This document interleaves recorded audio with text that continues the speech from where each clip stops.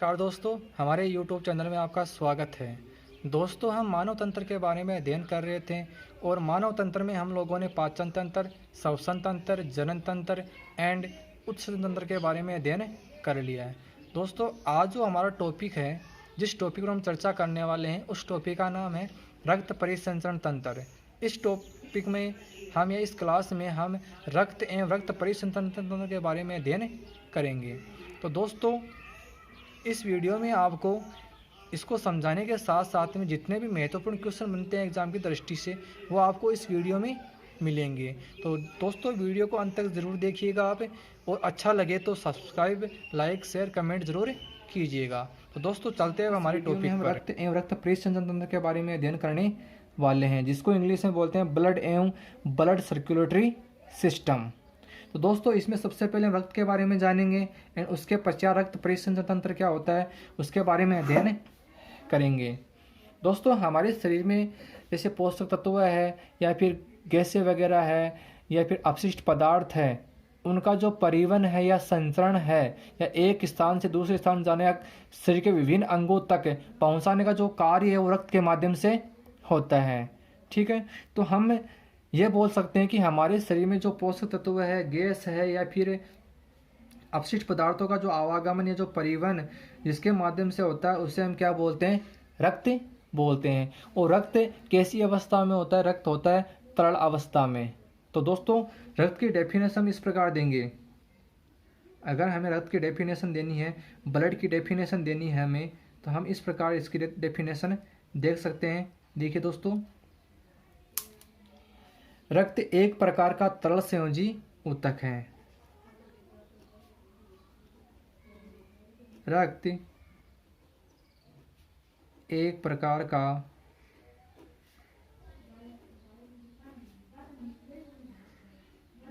तरल संयोजी ऊतक है, जो मानव व अन्य जीवों में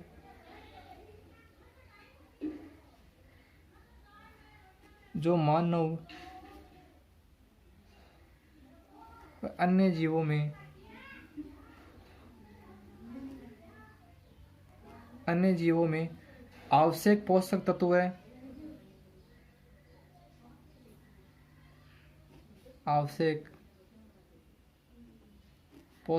है, वह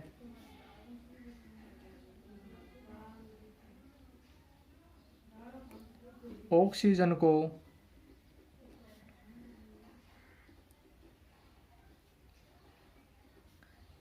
कोशिकाओं में और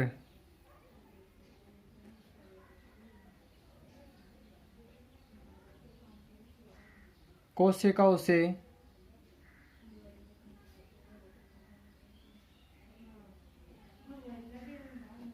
अपशिष्ट उत्पादों को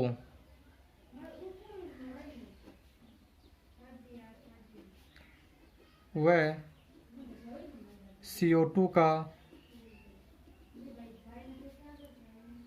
परिवहन करता है, रक्त कहलाता है।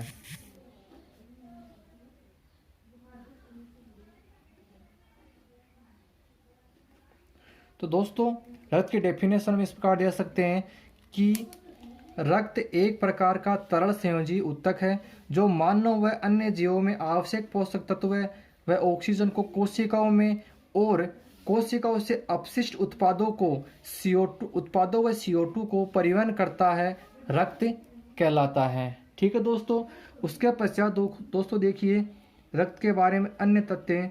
रक्त हल्का क्षारीय होता है। कैसा होता है दोस्तों? हल्का क्षारीय होता है, जिनकी जो pH होती है वो कितनी होती है? 7.4 होती है। या pH का मान कितना होता है? 7.4 होता है। एंड उसके पश्चात दोस्तों, जो रक्त का निर्माण है, रक्त का निर्माण कहाँ होता है? लाल अस्थि मज्जा में होता है। ठीक है। एंड उसके पश्चात देखिए दोस्तों, जो भ्रूणावस्था में हो या फिर भ्रूणावस्था या फिर हम बोल सकते हैं नवजात शिशु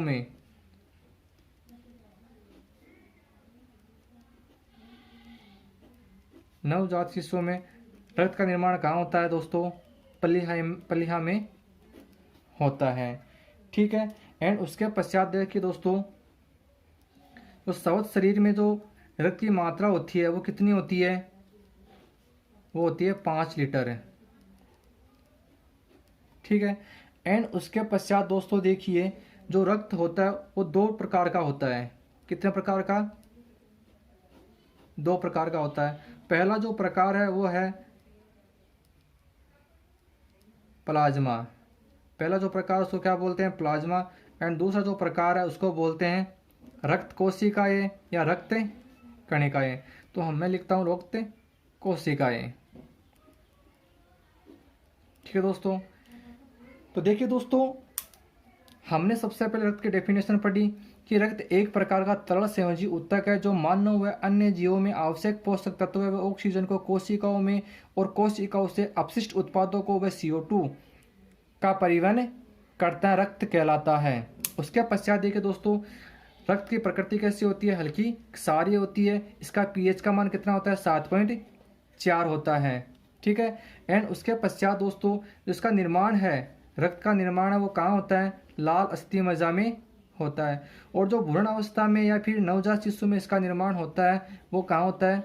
पलिहा में होता है। और एक स्वस्थ मनुष्य में रक्त की मात्रा कितनी होती है? 5 लीटर होती है। एंड उसके पश्चात देखिए दोस्तों, रक्त 2 प्रकार का होता है, या रक्त को 2 भागों में बांटा गया है।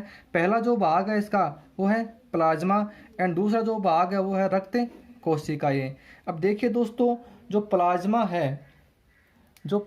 है वो रुधिर का कितना प्रतिशत भाग बनाती है? 55% भाग बनाती है रुधिर का। इसमें दोस्तों 92% तो होता है जल प्लाज्मा में, एंड 8% क्या होता है? कार्बनिक व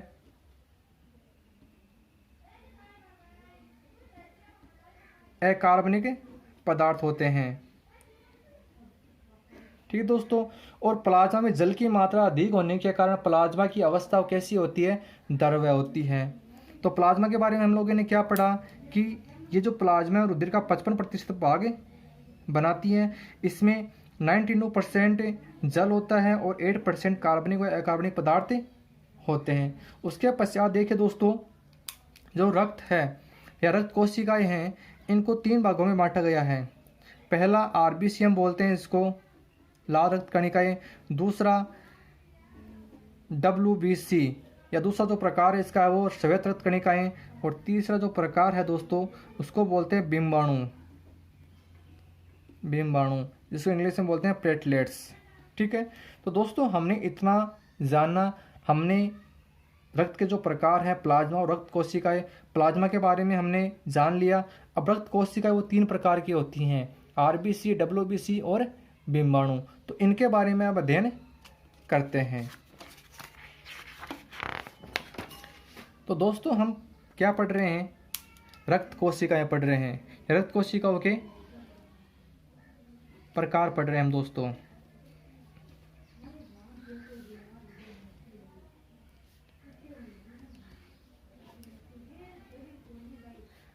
रक्त कोशिकाओं के प्रकार। और आपको पता है कि रक्त कोशिका कितने प्रकार की होती है? 3 प्रकार की होती है। पहला जो प्रकार है उसको बोलते हैं लाल रक्त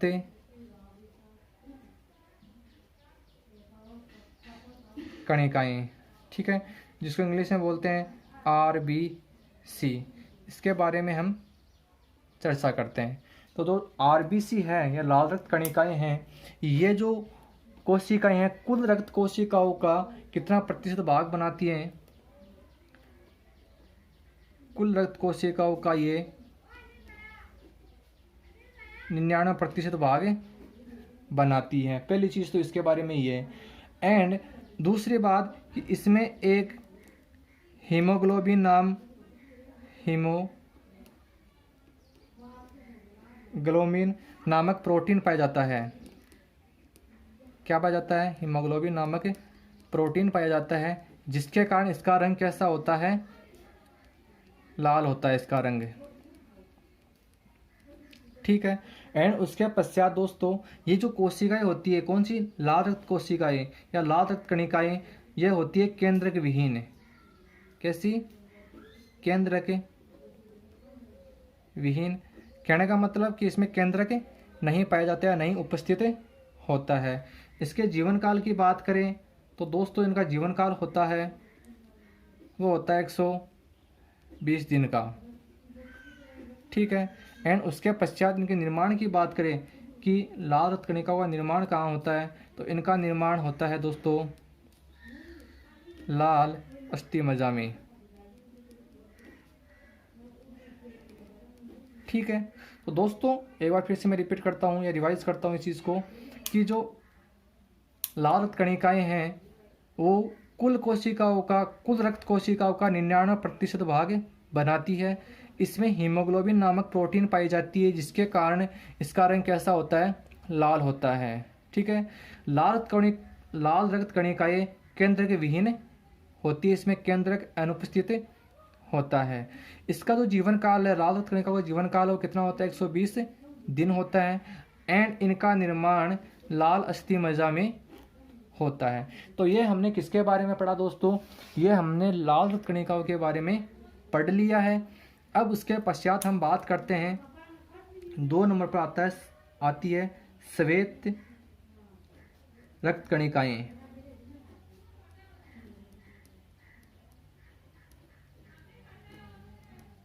जिसको इंग्लिश में बोलते हैं WBC।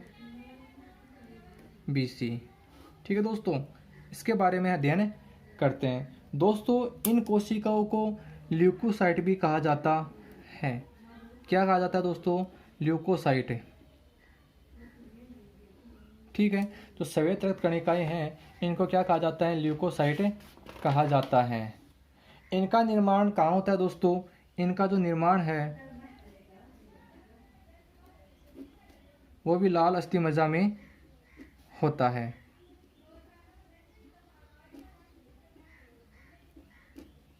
ठीक है। इसके पश्चात इन कोशिकाओं, जो श्वेत रक्त कणिकाएं हैं या श्वेत रक्त कोशिकाएं हैं, इनमें लड़ने की क्षमता होती है और इसमें हीमोग्लोबिन नामक वर्णक नहीं पाया जाता है। इसमें क्या नहीं पाया जाता दोस्तों? हीमोग्लोबिन। हीमोग्लोबिन नामक प्रोटीन या वर्णक नहीं पाया जाता है। क्या नहीं होता है? इसमें नहीं पाया जाता है, जिसके कारण ये कैसी होती है? ये होती है रंगहीन। इनका रंग कैसा होता है? इनका रंग होता है रंगहीन, मतलब इसमें कोई इसी प्रकार का रंग नहीं होता है। ठीक है। उसके पश्चात देखो दोस्तों, ये जो कोशिकाएं हैं, कौन सी? श्वेत रक्त कोशिकाएं, ये 2 प्रकार की होती हैं। पहला प्रकार कौन सा? पहला जो प्रकार है उनको बोलते हैं कणिकाणु। कणिकाणु, और या फिर इसको बोलते हैं ग्रेन्युलोसाइट। ठीक है। एंड दूसरा जो भाग है इसको हम बोलते हैं अकणिकाणु।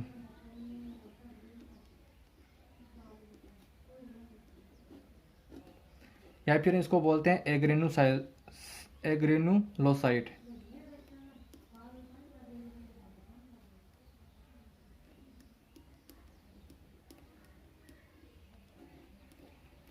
तो श्वेत रक्त कणिकाएं 2 प्रकार की होती हैं, कणिकाणु एंड अकणिकाणु। ठीक है। अब जो कणिकाणु है, ये जो कणिकाणु है ये किससे मिलकर बनी होती है? ये देखो दोस्तों, ये मिलकर बनी होती है न्यूट्रोफिल,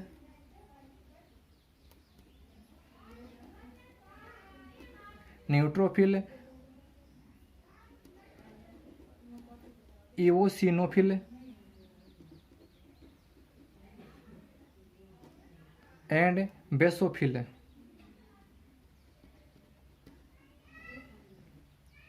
ये इनसे मिलकर बनी होती है।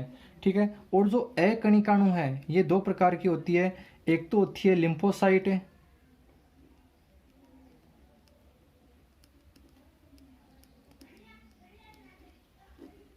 एंड दूसरा जो प्रकार है वो है इसका मोनोसाइट।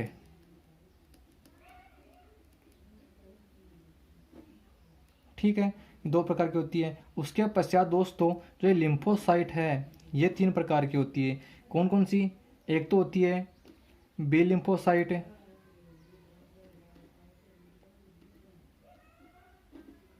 ठीक है, उसके पश्चात टी लिम्फोसाइट,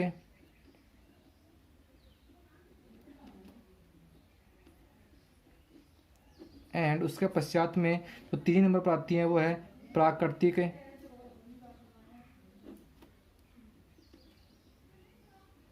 मारक कोशिकाएं। ठीक है, तो दोस्तों एक बार देखिए, श्वेत रक्त कणिकाएं, इनको क्या कहते हैं?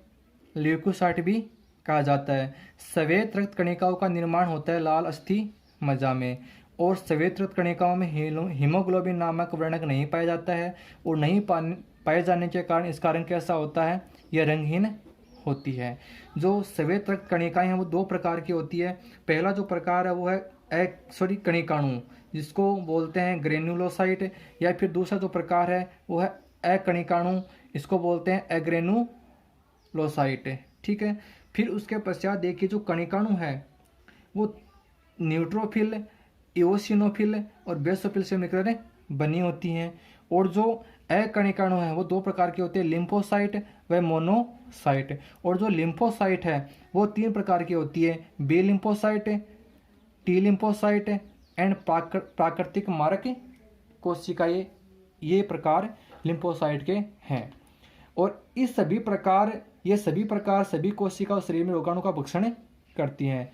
और ये जितने भी प्रकार हैं, कणिकाणु, अकणिकाणु, neutrophil, eosinophil, basophil, lymphocyte, monocyte, जितने भी ये प्रकार है श्वेत रक्त कणिकाओं का, ये क्या करती है? हमारे शरीर में रोगाणुओं का क्या करती है? ये भक्षण करती है, रोगाणु को नष्ट करती है। और जो मोनोसाइट है, कौन सी? मोनोसाइट। ये जो मोनोसाइट है शरीर में परिपक्व होने के पश्चात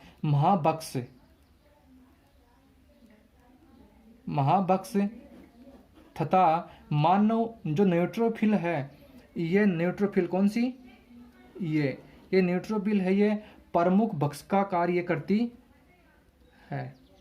तो दोस्तों जो मोनोसाइट है ये परिपक्व होने के पश्चात शरीर में महाभक्षक का कार्य करती है। ठीक है, उसके पश्चात जो न्यूट्रोफिल है ये हमारे शरीर में भक्षक का कार्य करती है। दोस्तों हमने लाल रक्त कणिकाएं, श्वेत रक्त कणिकाएं के बारे में पढ़ लिया। अब हम आगे चलते हैं और तीसरा जो प्रकार है रक्त कोशिका, और तीसरा जो प्रकार है उसके बारे में हम चर्चा करते हैं। और तीसरा जो प्रकार है दोस्तों वो है बिंबाणु। बिंबाणु इंग्लिश में बोलते हैं दोस्तों प्लेटलेट्स। ठीक है दोस्तों, इसके बारे में पढ़ते हैं। तो देखिए दोस्तों, इन कोशिकाओं को क्या कहा जाता है? दोस्तों इन कोशिकाओं को थ्रोम्बोसाइट कहा जाता है।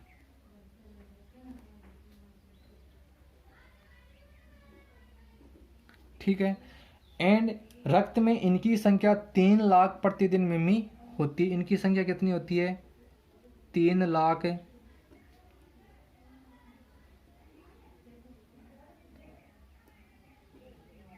प्रतिदिन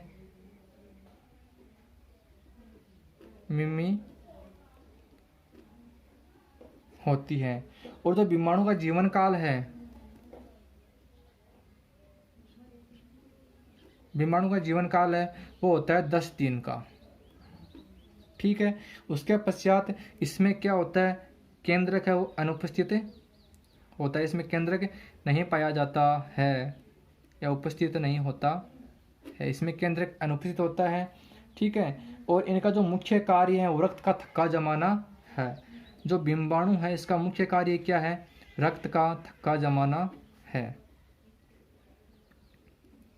रक्त का थक्का जमाना। ठीक है दोस्तों, तो दोस्तों बिंबाणु के बारे में हम लोगों ने क्या पढ़ा? देखिए इनको क्या कहा जाता है? बिंबाणु को थ्रोम्बोसाइट भी कहा जाता है।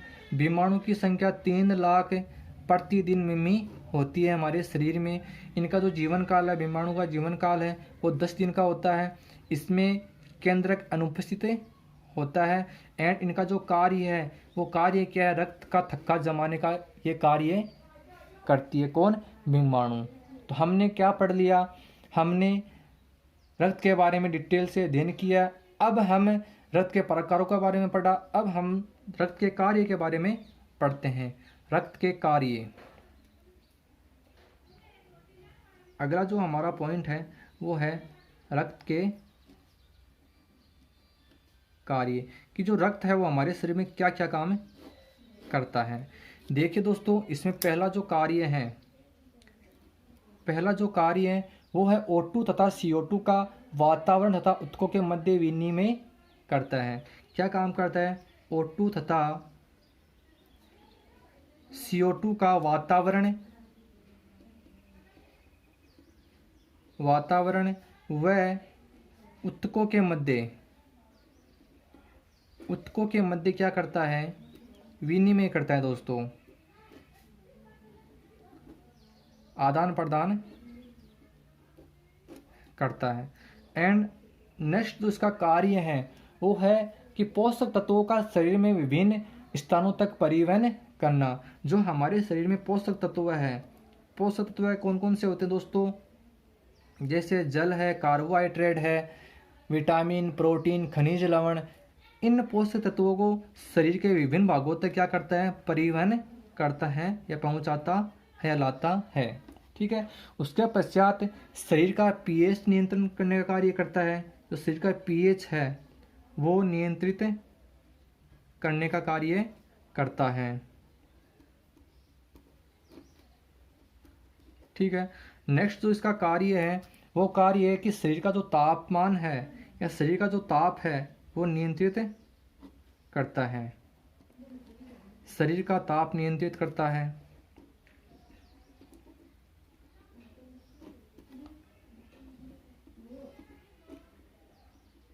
ठीक है। एंड उसके पश्चात दोस्तों ये प्रतिरक्षण के कार्य को संपादित करता है। क्या काम करता है? प्रतिरक्षण के कार्यों को भी संपादित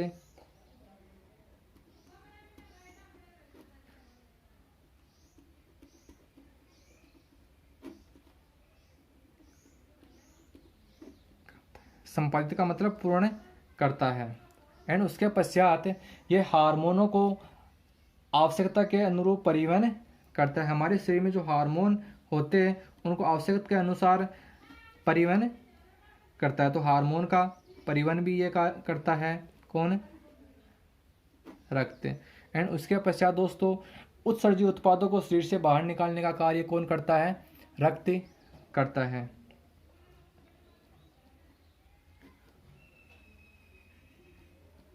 उत्सर्जित उत्पादों को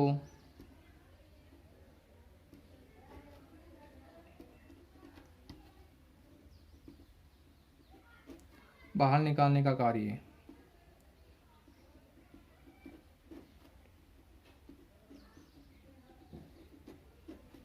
ठीक है दोस्तों, रक्त के कार्यों में हम लोगों ने क्या पढ़ा?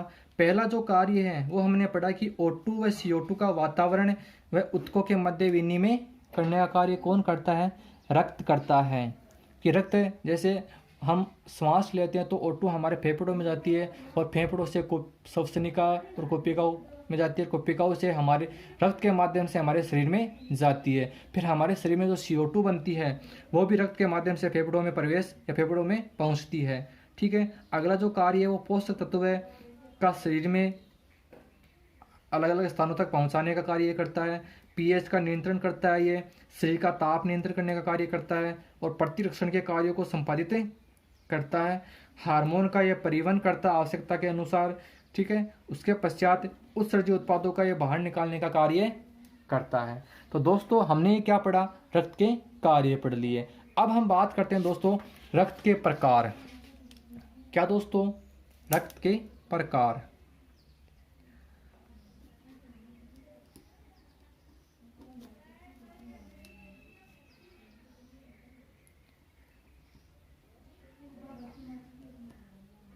रक्त के प्रकार, टाइप्स ऑफ ब्लड।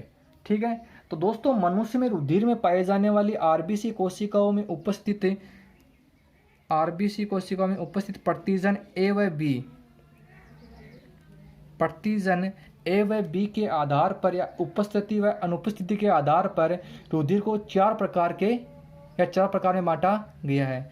कि जो मनुष्य में रुधिर में पाए जाने वाले आरबीसी कोशिकाओं में प्रतिजन ए व बी के आधार पर चार प्रकार का होता है, चार प्रकारों में बांटा गया। पहला कौन सा है, देखिए ए बी, ए बी व ओ, ये क्या है, रक्त के प्रकार हैं।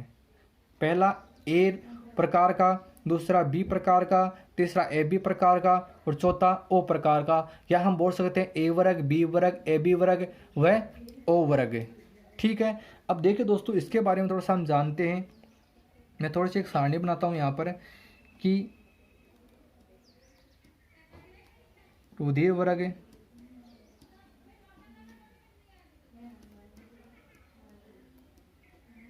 प्रतिजन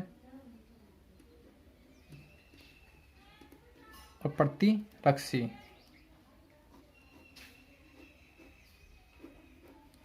देखिए दोस्तों, अगर किसी व्यक्ति में ए रुधिर वर्ग है, किसी व्यक्ति में जो रुधिर वर्ग वो ए है, तो इसमें जो प्रतिजन है वो क्या होगा, ए होगा, और प्रतिरक्षी क्या होगा, बी होगा। अगर किसी व्यक्ति का जो रुधिर वर्ग वो बी है, तो उसमें प्रतिजन क्या होगा, बी होगा, और जो प्रतिरक्षी है वो क्या होगा, ए होगा।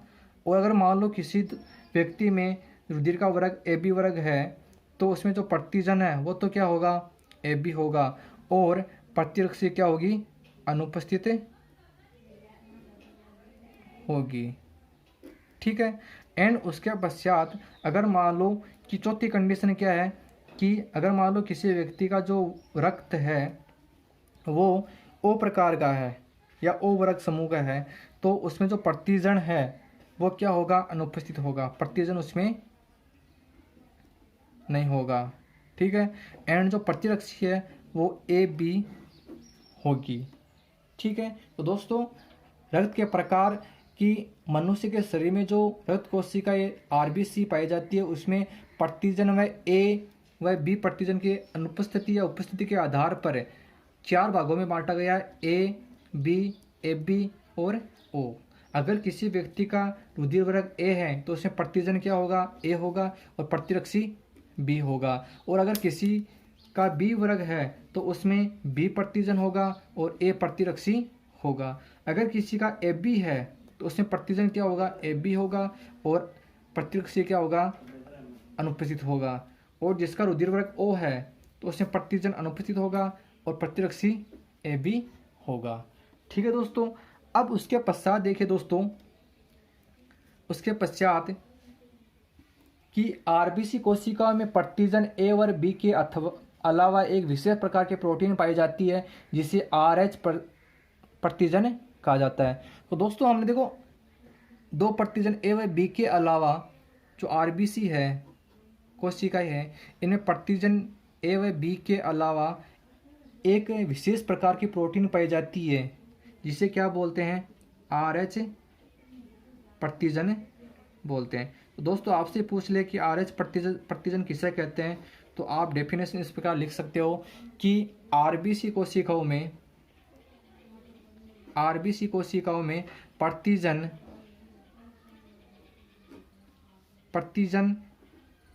ए व बी के अलावा एक विशेष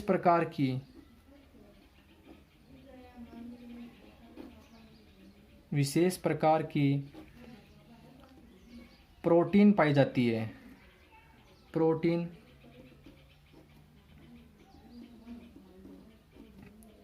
पाई जाती है जिसे RH प्रतिजन कहते हैं।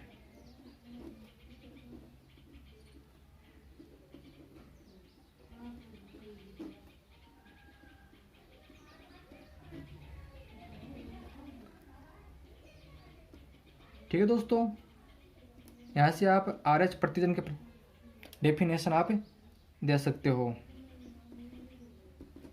ठीक है, उसके पश्चात देखिए दोस्तों, जो जिस व्यक्ति में रुधिर में RH प्रतिजन उपस्थित होता है उसे उस रुधिर को RH प्लस या फिर RH धनात्मक कहते हैं। कि मान लो कि जिस व्यक्ति में, अगर कोई व्यक्ति है उसमें RH उपस्थित है, RH प्रतिजन, RH जो प्रतिजन है वो उपस्थित है,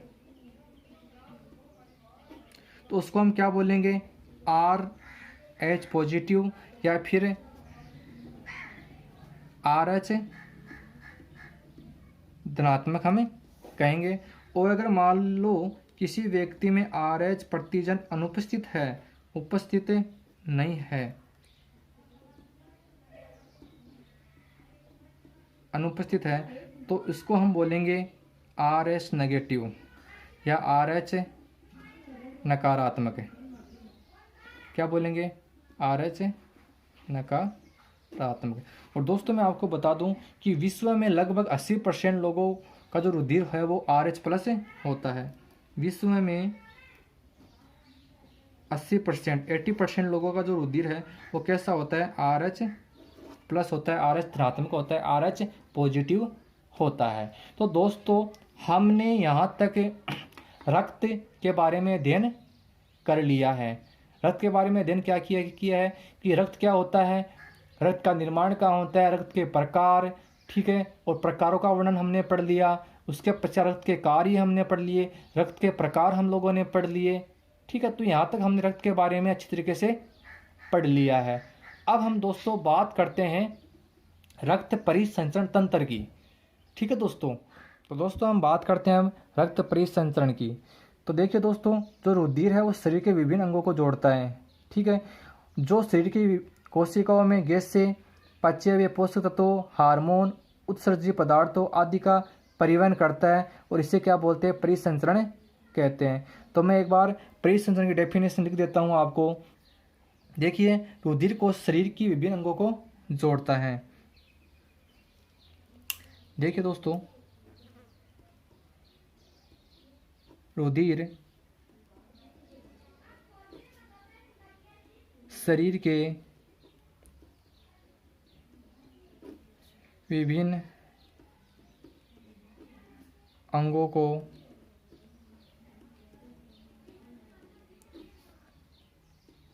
जोड़ता है। जो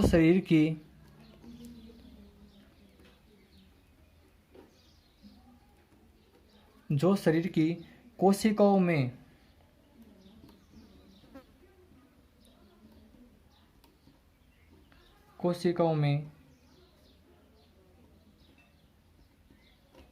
गैसों, पचे हुए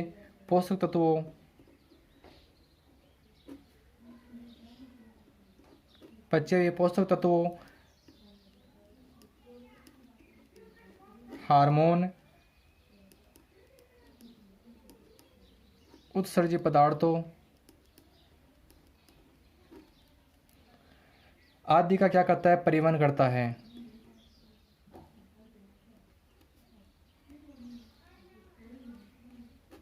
आदि का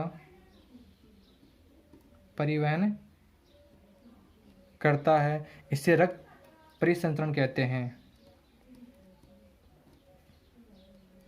इसे क्या बोलते हैं, परिसंचरण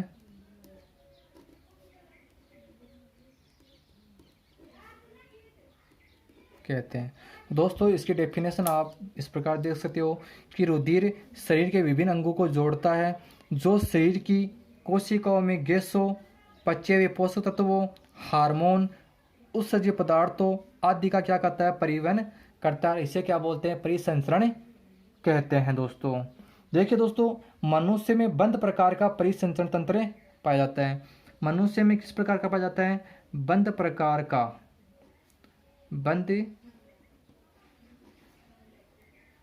का परिसंचरण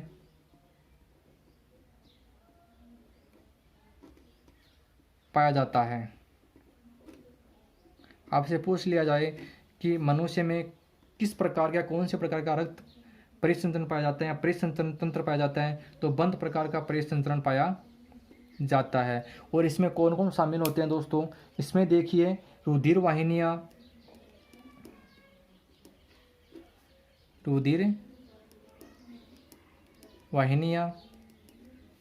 हृदय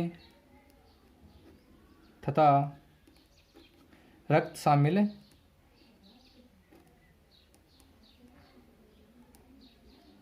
होता है।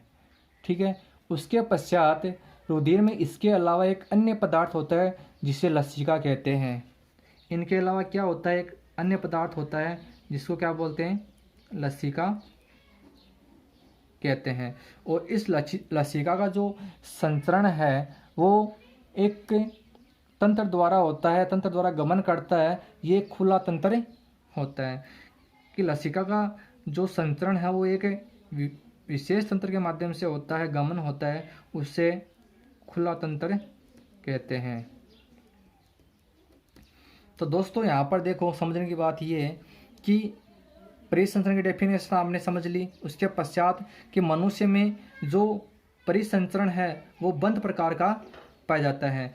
और इसमें कौन कौन शामिल होते हैं, इसमें जो रुधिर वाहिनियाँ हैं वो शामिल होती है, हृदय रक्त शामिल होते हैं। ठीक है, दूसरा जो प्रकार होता है खुला तंत्र या खुला परिसंचरण। तो ये जो लसिका का जो संचरण है वो किसके माध्यम से होता है, इस खुला जो तंत्र है इसके माध्यम से होता है। ठीक है दोस्तों, उसके पश्चात परिसंचरण तंत्र में रुधिर एक तरल माध्यम के तौर पर कार्य करता है जो परिवहन योग्य पदार्थों के अभिगमन में मनुष्य भूमिका निभाता है। और परिसंचरण तंत्र में हृदय एक केंद्र होता है जो रुधिर वाहिनियों के माध्यम से रुधिर को विभिन्न भागों में पहुंचाता है। ठीक है, तो अब हम देखिए दोस्तों, हमने पहले भी जान लिया था कि जो परिसंचरण में रुधिर एक तरल माध्यम के तौर पर कार्य करता है जो पदार्थों का परिवहन करता है। और हृदय एक केंद्र का कार्य करता है, जो सेंटर का कार्य करता है, हृदय हार्ट हमारा। ठीक है, और उसमें से जो रक्त वाहिनियाँ हैं उनके माध्यम से रक्त शरीर के अंगों तक पहुंचता है। तो अब हम बात करते हैं सेंटर की, या जो केंद्र के तौर पर कार्य करता है वो क्या है, हृदय। इस हृदय की हम बात करते हैं। ठीक है दोस्तों हम बात कर रहे हैं हृदय की, और आपके सामने जो डायग्राम है वो एक हृदय का डायग्राम है, एक हार्ट का डायग्राम है। सबसे पहले हम इसकी संरचना के बारे में अध्ययन करते हैं, उसके पश्चात इसकी जो क्रियाविधि है उसके बारे में हम अध्ययन करेंगे। ठीक है दोस्तों, तो देखिए दोस्तों, सबसे पहले जो हमारा ये हृदय, इसकी संरचना के बारे में हम अध्ययन करते हैं। इसकी संरचना के बारे में अगर अध्ययन की हम बात करें, संरचना या बनावट की, तो देखिए दोस्तों, पहला जो पॉइंट हम इसमें लिखेंगे कि हृदय का जो निर्माण है वो पेशीय ऊतकों से होता है। इसका निर्माण किससे होता है दोस्तों, पेशीय ऊतकों से होता है।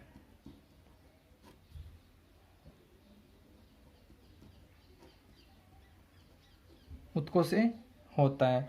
इसमें दूसरा पॉइंट हम ये लिखेंगे कि जो मांसल और खोखला होता है, इसका निर्माण किससे होता है, पेशीय ऊतकों से होता है, जो मांसल वह खोखला होता है। मांसल होता है मुलायम, खोखला होता है। इसका जो आकार है वो आकार कैसा होता है, बंद मुट्ठी के जैसा होता है। ठीक है, एंड उसके बाद में हम इसके रंग की बात करते हैं, तो इसका जो रंग होता है वो कैसा होता है, लाल होता है। ठीक है, एंड उसके पश्चात हम बात करते हैं कि जो हृदय होता है, और हृदय के चारों ओर देखिए, यह हमारा हृदय है, और हृदय के चारों ओर एक दोहरी झिल्ली का आवरण होता है। क्या, देखिए दोस्तों, हृदय के चारों ओर, हृदय के चारों ओर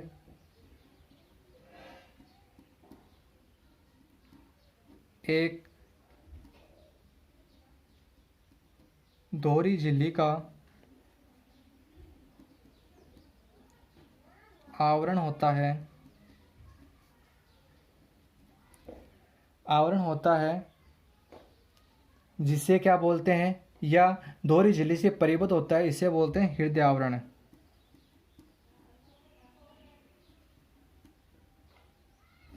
इसे हृदय आवरण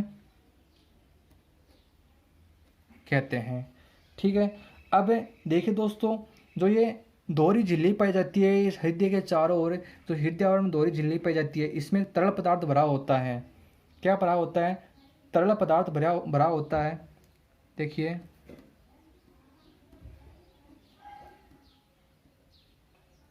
दोहरी झिल्ली में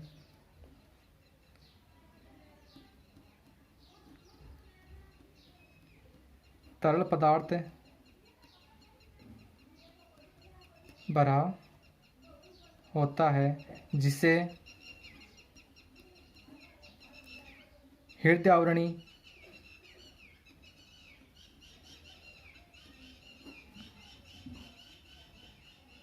द्रव्य कहते हैं। ठीक है। और जो ये हृदय आवरण द्रव्य है, यह क्या करता है? हृदय की बाहरी आघातों से रक्षा करता है। ये बाहरी आघातों से क्या करता है? रक्षा करता है। रक्षा का मतलब, आघात का मतलब चोट, बाहरी चोट लगती है उससे क्या करता है? रक्षा करने का कार्य, उसको बचाता है ये। ठीक है। तो दोस्तों, हमने क्या पढ़ा, एक बार इसको रिपीट करते हैं कि इसका निर्माण किससे होता है? पेशी ऊतकों से होता है, जो मसल व खोखला होता है। इसका आकार बंद मुट्ठी जैसा होता है। इसका रंग कैसा होता है? लाल होता है। और हृदय के चारों ओर एक दोहरी झिल्ली का आवरण होता है, जिसे क्या बोलते हैं? हृदय आवरण बोलते हैं। और इस दोहरी झिल्ली में तरल पदार्थ भरा होता है, जिसको बोलते हैं हृदय आवरणी द्रव्य। और यह द्रव्य क्या काम करता है? यह बाहरी आघातों से इस हृदय की रक्षा करता है, इनके अंगों की रक्षा करता है। उसके पश्चात दोस्तों देखिए कि जो हमारा हृदय है वो 4 कक्षों में बंटा होता है। कितने कक्षों में दोस्तों? 4 कक्षों में बंटा होता है।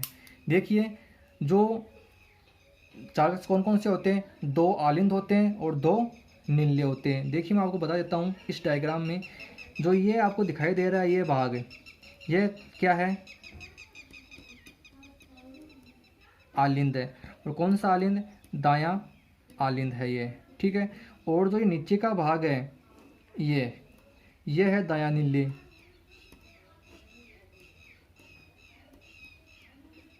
ठीक है दोस्तों।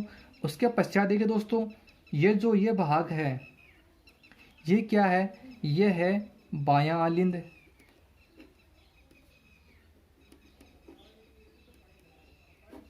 एंड उसके पश्चात ये आपको दिखाई दे रहा है यहाँ पर, ये है बायां निल्य। ठीक है। तो 4 कक्षक हो गए, दायां आलिंद, बायां आलिंद, दायां निल्य, बायां निल्य। जो ऊपर वाले हैं उनको बोलते हैं आलिंद, और नीचे वालों को क्या बोलते हैं? निल्य। ठीक है दोस्तों। उसके पश्चात देखिए दोस्तों, जो नीचे वाले जो, देखिए उसके पश्चात कक्षों में बंटा होता है, हमने पढ़ लिया। तो आलिंद की अपेक्षा जो निल्य होते हैं वो क्या होते हैं? बड़े होते हैं। जो ये आलिंद है, इन आलिंद की अपेक्षा जो निल्य है, ये क्या होते हैं? थोड़े आकार में बड़े होते हैं। ठीक है। और हृदय को देखिए, यदि लंबवत काटते हैं तो एक आलिंद तथा एक निल्य प्राप्त होता है। जब हम इसको इस लंबवत इस प्रकार हम काटते हैं तो हमें एक आलिंद, देखिए इस पर काटने पर एक आलिंद और एक निल्य प्राप्त होगा। इधर एक आलिंद और एक निल्य हमें प्राप्त होगा। ठीक है। अब देखिए दोस्तों, जो ये बायां आलिंद है और ये बायां निल्य है, इनके मध्य एक कपाट पाया जाता है। इनके मध्य एक कपाट पाया जाता है। आप देख सकते हो यहाँ पर, ये दायां आलिंद है और ये ये बायां आलिंद है और ये बायां निल्य है। और इनके मध्य देखो यहाँ पर ये कपाट है। इस कपाट को बोलते हैं द्विवलनी कपाट। क्या बोलते हैं दोस्तों? बाएं आलिंद और निल्य के मध्य द्विवलनी कपाट पाया जाता है। क्या? द्विवलनी कपाट पाया जाता है। ठीक है, जिसे क्या बोलते हैं माइट्रल वॉल या फिर बायां एंट्रियोवेटरी कुलर वॉल हम कहते हैं। ठीक है, उसके पश्चात जो दायां आलिंद है और दायां निल्य है, इनके मध्य देखिए दोस्तों यहाँ पर एक कपाट पाया जाता है। इसको क्या बोलते हैं, इसको हम बोलते हैं त्रिवलनी कपाट या त्रिवलक कपाट, त्रिवल्क। ठीक है, या हम इसको बोलते हैं एंट्रियोवेट्रिकुलर वॉल्व।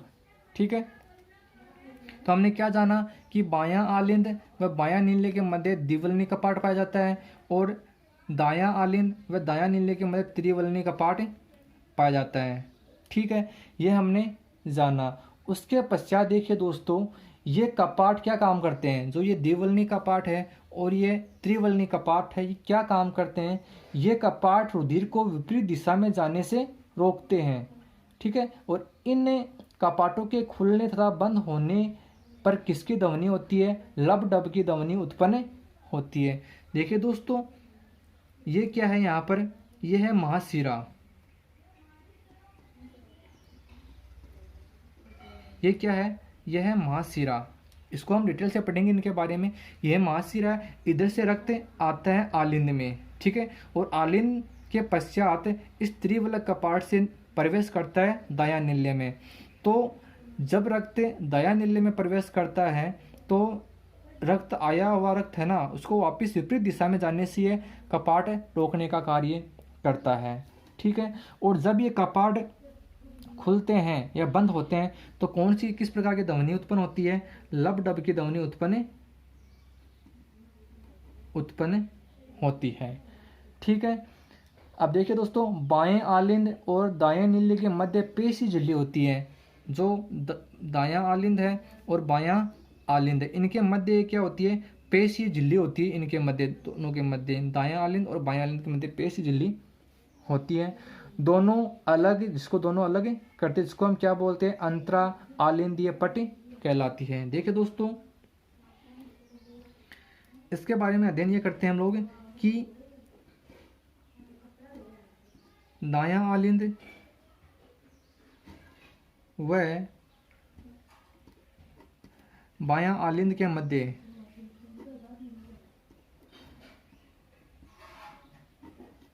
एक झिल्ली होती है जो इनको अलग करने का कार्य करती है, और इसको क्या नाम दिया, इसको बोलते हैं अंतरा आलिंदीय झिल्ली। क्या बोलते हैं, अंतरा आलिंदीय झिल्ली। ठीक है, उसी प्रकार देखिए दोस्तों, जो दायां नीले हैं और बायां नीले हैं, इनके मध्य भी एक पेश झिल्ली होती है जो दोनों नीले को क्या करती है, पृथक करती है, जिसको बोलते हैं अंतरा नीली पट। देखिए, ये जो दायां नीले हैं और बायां नीले, इनके मध्य भी एक पेश झिल्ली होती है जो इनको अलग करती है, और इनको क्या बोलते हैं, अंतरा नीली पट, अंतरा नीली पट बोलते हैं, और इसको क्या बोलते हैं, अंतरा आलिंदीय पट बोलते हैं। ठीक है, उसके पश्चात ये हम लोगों ने इसकी संरचना के बारे में जान लिया। एक बार मैं फिर से रिपीट करता हूँ। देखिए दोस्तों, जो हमारा हृदय होता है वो किससे मिलकर बना होता है, ये पेशी उत्कों से मिलकर बना होता है, जो मांसल व खोखला होता है। इसका आकार होता है बंद मुट्ठी जैसा होता है, रंग लाल होता है, और इस हृदय के चारों देखिए यहाँ पर ये दोहरी झिल्ली का आवरण पाया जाता है, जिसको हृदय आवरण कहते हैं। और इस दोहरी झिल्ली में जो द्रव्य भरा हुआ है, इस द्रव्य को क्या बोलते हैं, हृदय आवरण द्रव्य बोलते हैं। ये क्या काम करता है, ये बाहरी आघातों से इसके अंगों की, अंदर के अंगों की क्या करता है, रक्षा करता है ये। ठीक है, उसके पश्चात जो हमारा हृदय होता है वो 4 कक्षों में बंटा होता है, 2 आलिंद 2 नीले। ऊपर वाले क्या कहलाते हैं, आलिंद कहलाते हैं, और नीचे वाले नीले कहलाते हैं। एक हो गया दायां आलिंद, बायां आलिंद, दायां नीले और बायां नीले। ठीक है, अब देखिए दोस्तों, जो दायां आलिंद है और दायां आलिंद और दायां नीले, इनके मध्य कपाट पाया जाता है, जिसको क्या बोलते हैं, त्रिवलक कपाट, या इसको हम बोलते हैं एंट्रोवेट्रिकुलर। ठीक है, फिर बायां आलिंद व बायां नीले के मध्य एक कपाट पाया जाता है, उसको हम क्या बोलते हैं, द्विवलनी कपाट बोलते हैं। क्लियर। उसके पश्चात देखिए दोस्तों, जब ये कपाट खुलते हैं या बंद होते हैं तो लबडब की ध्वनि उत्पन्न करते हैं। और ये काम क्या करते हैं, ये देखिए दोस्तों, ये काम करते हैं कि जो रक्त इस नीले में प्रवेश किया है वो वापस विपरीत दिशा में ना जा पाए, ये रोकने का कार्य करता है, नियंत्रण का कार्य करते हैं। अब दायां आलिंद और बायां आलिंद, इनके मध्य एक पेशी झिल्ली होती है जो आलिंदों को अलग करने का कार्य करती है, उसको बोलते हैं अंतरा आलिंदीय पट। और दायां नीले बायां नीले के मध्य भी एक पेशी झिल्ली होती है जो इनको अलग करने का कार्य करती है, जिसको बोलते हैं अंतरा नीली पट बोलते हैं। ठीक है दोस्तों, ये हमने इसकी संरचना के बारे में अध्ययन कर लिया। अब दोस्तों हम इसकी क्रिया विधि के बारे में अध्ययन करते हैं कि ये कार्य किस प्रकार करता है। ठीक है दोस्तों, तो देखिए दोस्तों, समझना आप कि आलिंद व नील्य, इसमें जो 4 कक्षक में बटा हुआ है, 2 आलिंद 2 नील्य, यह आलिंद व नील्य लयबद्ध रूप से यानी कंटिन्यू संकुचन व शिथिलन की क्रिया करते हैं। ये क्या करते हैं, आलिंद व नील्य संकुचन मतलब सिकुड़ते हैं और शिथिलन यानी वापिस ये पूर्वावस्था में आते हैं तो संकुचन व शिथिलन की क्रिया करते हैं। और इस क्रिया से रुधिर शरीर के विभिन्न भागों में पहुंचता है। ठीक है, फिर उसके पश्चात शरीर विभिन्न भागों तक पहुंचता है और विभिन्न भागों में उपस्थित अशुद्ध रुधिर है वो इस महाशिरा के माध्यम से दाएं आलिंद में प्रवेश करता है। देखिए मैं एक बार फिर से बता रहा हूँ कि जब आलिंद व नील्य संकुचन व शिथिलन की क्रिया करते रहते हैं कंटिन्यू, ठीक है, और इनकी इस क्रिया के कारण जो रक्त है वो शरीर के विभिन्न भागों तक पहुंचता है। ठीक है, और जो विभिन्न भागों में रक्त अशुद्ध रक्त है वो क्या करता है, इस महाशिरा के माध्यम से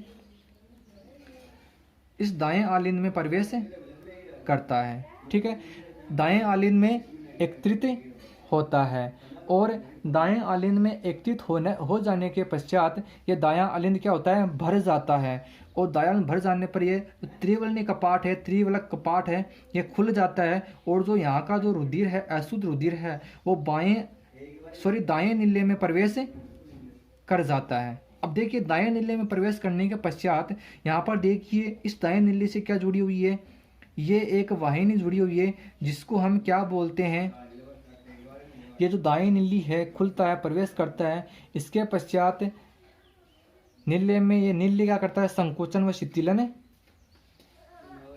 करता है और नील्य के संकोचन व शिथिलन से ये किस में प्रवेश करता है, रक्त यहाँ से, ये है फुफ्फुसीय या फिर महाधमनी बोल सकते हैं इसको, महाधमनी या फुफ्फुसीय या फिर फुफ्फुसीय धमनी।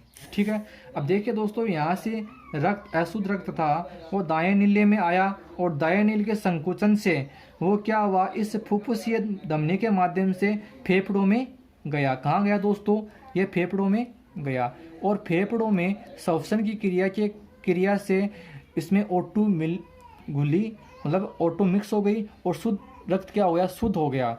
अब जो शुद्ध रक्त है, O2 से युक्त या ऑक्सीजन से युक्त जो रक्त है वो क्या करता है, इसके माध्यम से, किसके माध्यम से दोस्तों, ये जो है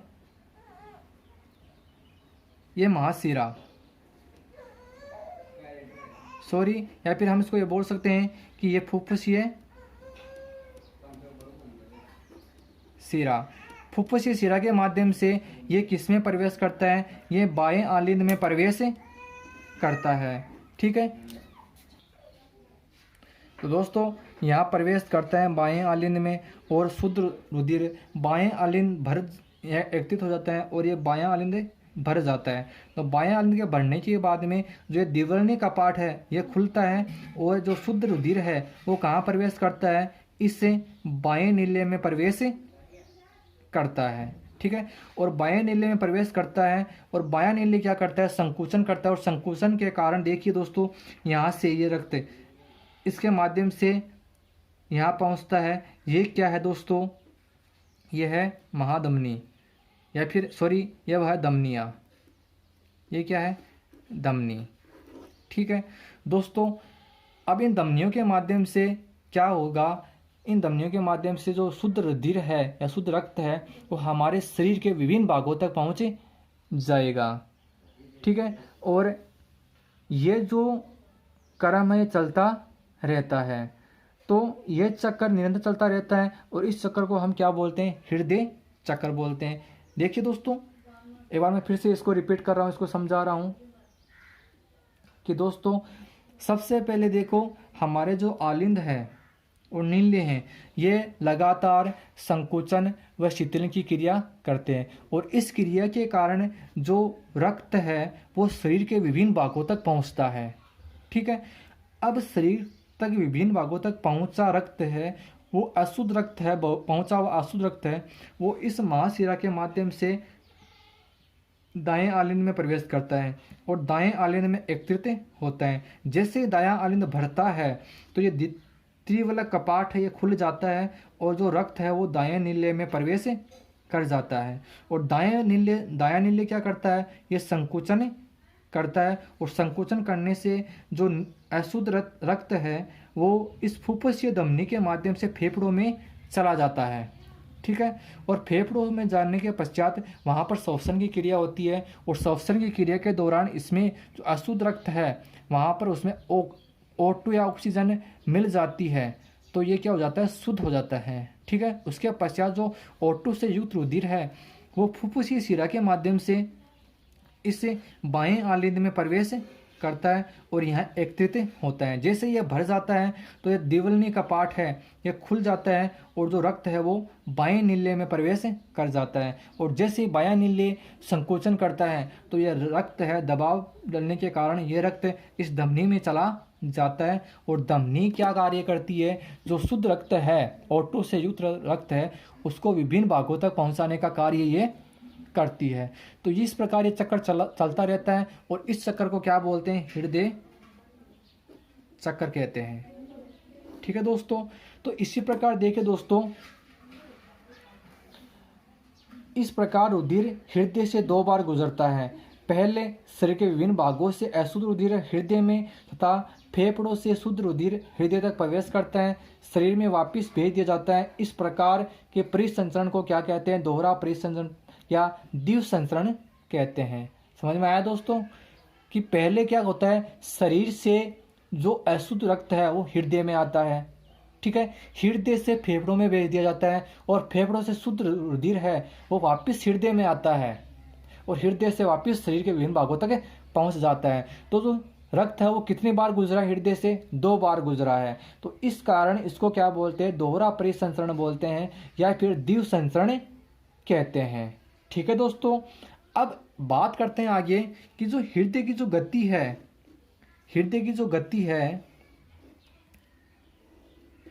इसको कौन नियंत्रण करता है, इसका निर्धारण कौन करता है।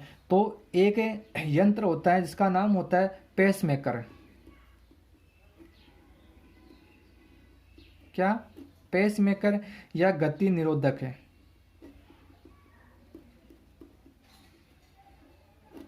पेसमेकर या गति निरोधक ये क्या करता है, हृदय की गतिविधियों की गति का निर्धारण ये काम करता है। ठीक है, तो हमने इस हृदय के संरचना व क्रियाविधि जान ली है। दोस्तों अब हम थोड़ी सी चर्चा करते हैं। जैसे हम लोगों ने पढ़ा था महाशिरा व धमनियाँ, मतलब रक्त वाहिनियों की हम बात करते हैं। तो देखिए दोस्तों, यहाँ पर मैं आपको बताता हूँ रक्त वाहिका। ये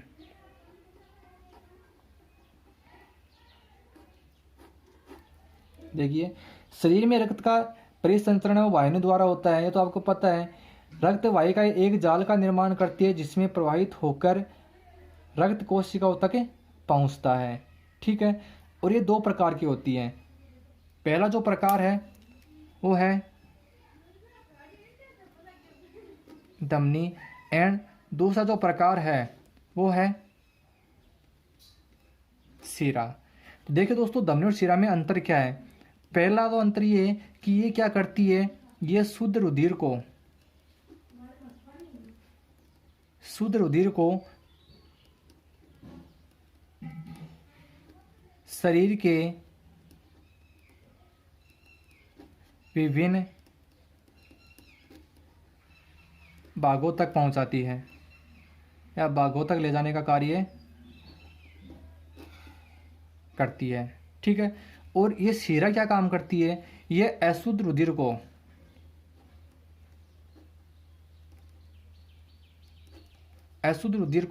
शरीर के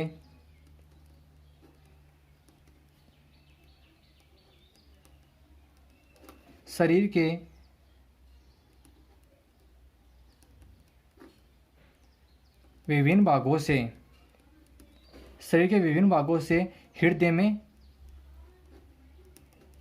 लाती है।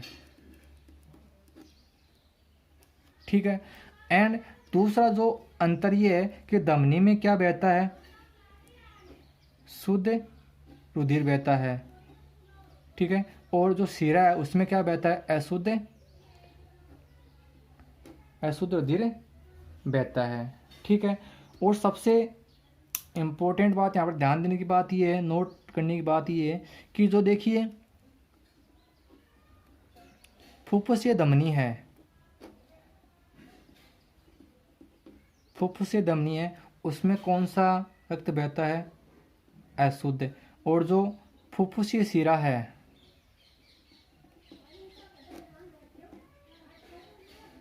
उसमें कौन सा बहता है, शुद्ध बहता है।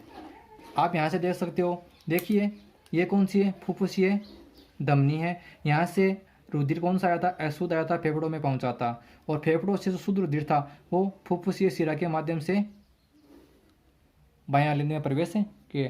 तो यहाँ पर देखिए धमनी क्या करती है, शुद्ध रुधिर को शरीर के विभिन्न भागों तक पहुँचाने का कार्य करती है, और शिरा अशुद्ध रुधिर को शरीर के विभिन्न भागों से हृदय में लाने का कार्य करती है। धमनी में शुद्ध रुधिर बहता है और शिरा में अशुद्ध बहता है, लेकिन फुफ्फुसीय धमनी में अशुद्ध और फुफ्फुसीय शिरा में शुद्ध रुधिर बहता है। ठीक है दोस्तों, अब ये हमने पूरे इस तंत्र की हमने बात कर ली है। कौन से तंत्र की, रक्त परिसंचरण तंत्र के बारे में हमने डिटेल से अध्ययन होता है। तो हीमोग्लोबिन कुरण के कारण लाल होता है। थर्ड क्वेश्चन देखिए दोस्तों, आरबीसी कहाँ उत्पन्न होती है तथा इनका जीवन काल कितना होता है। तो दोस्तों मैंने बताया था आपको कि आरबीसी लाल अस्थि मज्जा में उत्पन्न होती है, इसका जीवन काल 120 दिन होता है। ठीक है दोस्तों, अगला क्वेश्चन देखिए, बिंबाणु का निर्माण कहाँ होता है तथा इनके कार्य लिखिए। तो बिंबाणु का निर्माण लाल अस्थि मज्जा में होता है, और इसके जो कार्य हैं वो है रुधिर का थक्का बनाने का कार्य ये करती है। नेक्स्ट क्वेश्चन, बिंबाणु की शरीर में स्थिति एवं जीवन काल बताइए। ठीक है दोस्तों, अगला क्वेश्चन, इसका जीवन काल होता है 10 दिन। अगला, कौन सा रक्त समूह सर्वदाता एवं सर्वग्राही होता है। तो दोस्तों इसका आंसर भी आप दे सकते हो। अगला क्वेश्चन है, RH कारक क्या है। तो दोस्तों मैंने आपको नोट्स में बताया था, या जब मैंने समझा रहा था तो बताया था मैंने आपको कि आरबीसी में ए व बी प्रतिजन के अलावा एक विशेष प्रकार की प्रोटीन पाई जाती है जिसे RH कारक कहते हैं। ठीक है, उसके पश्चात देखिए दोस्तों, अगला क्वेश्चन है, रक्त परिसंचरण किसे कहते हैं। ठीक है, अगला क्वेश्चन देखिए, माइट्रल वॉल्व कहाँ पाया जाता है, ये भी मैंने आपको बता दिया है। नेक्स्ट क्वेश्चन है, हृदय के ऊपरी एवं निचले दाहिने कक्षों का क्या महत्व है। तो हृदय के ऊपरी व निचले दाहिने मतलब दायां आलेंद्र व दाएं नीले का क्या महत्व है, तो उसके बारे में आपको बताना है। अगला क्वेश्चन, हृदय चक्र किसे कहते हैं, तो ये भी मैंने आपको बता दिया। अगला क्वेश्चन देखिए, दोहरा परिसंचरण किसे कहते हैं। तो दोस्तों ये भी आपको मिल जाएगा वीडियो में। अगला क्वेश्चन, धमनी व शिरा में अंतर लिखो। ठीक है, उसके बाद में देखिए दोस्तों, हृदय की संरचना व क्रियाविधि का संक्षिप्त वर्णन कीजिए। तो ये भी आप कर सकते हो। इसके अलावा जो लास्ट क्वेश्चन है, पेसमेकर का संबंध किस अंग से है। तो पेसमेकर जो होता है वो हमारे हृदय की जो गति है उनका निर्धारण करता है। ठीक है दोस्तों, तो ये क्वेश्चन थे जो एग्ज़ाम की दृष्टि से बहुत महत्वपूर्ण है, एग्ज़ाम में आने की बहुत ज़्यादा चांस है। ठीक है दोस्तों, तो आज तक के लिए दोस्तों इतना ही। अगर वीडियो अच्छा लगा हो तो सब्सक्राइब, लाइक, शेयर, कमेंट ज़रूर कीजिएगा, और जो बेल आइकन का जो बेल आइकन है उसको प्रेस कीजिएगा ताकि जो न्यू वीडियो आप आए उसकी नोटिफिकेशन आपको मिल सके। तो धन्यवाद दोस्तों।